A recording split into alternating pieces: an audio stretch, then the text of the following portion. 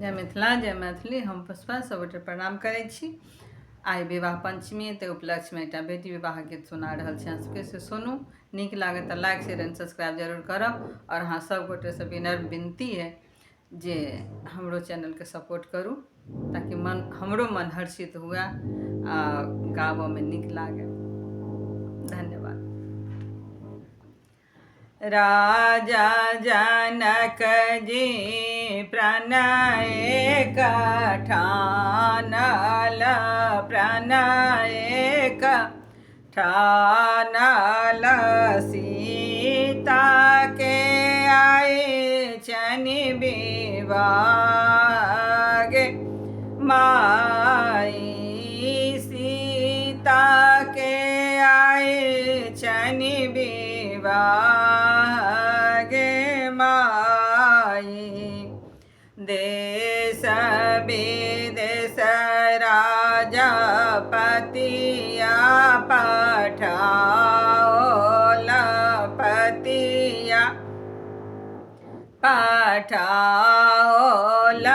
धनुषा के देल गुठाई गे माई, धनुषा के देल गुठाई गे माई। देश विदेश के भूप सब आयल, भूप सब आयल, धनुषा के चुबी चुबी जाई गे माई, धनुषा के चुबी चुबी जाई गे माई। उठे ने धनुषा लागल बारा भारी, लागए बारा भारी, अब सीता रहली कुमारी गे माई, अब सीता रहली कुमारी गे माई। क्षत्रिय वीर भेटय नहीं जग में, भेटय नहीं जग में, कोना है त सीता के विवाह गे माई, कोना है त सीता के विवाह गे माई। एतबा बचन जाबा सुनलनि लक्ष्मण, सुनलनि लक्ष्मण, बाजल बचन रे सियाई गे माई, बाजल बचन रे सियाई गे माई।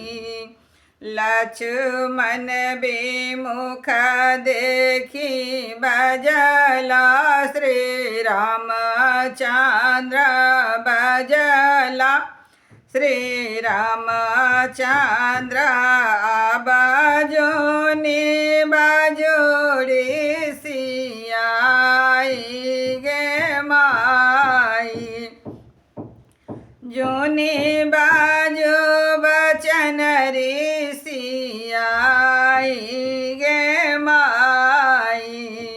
दाहिनाहि हाथ धनुषा उठाओल, दाहिना धनुषा उठाओल, रघुनंदन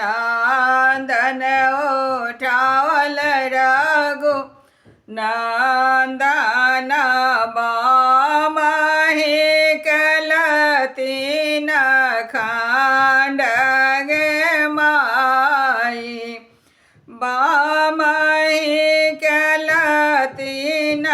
अखंड गे माई तुलसीदास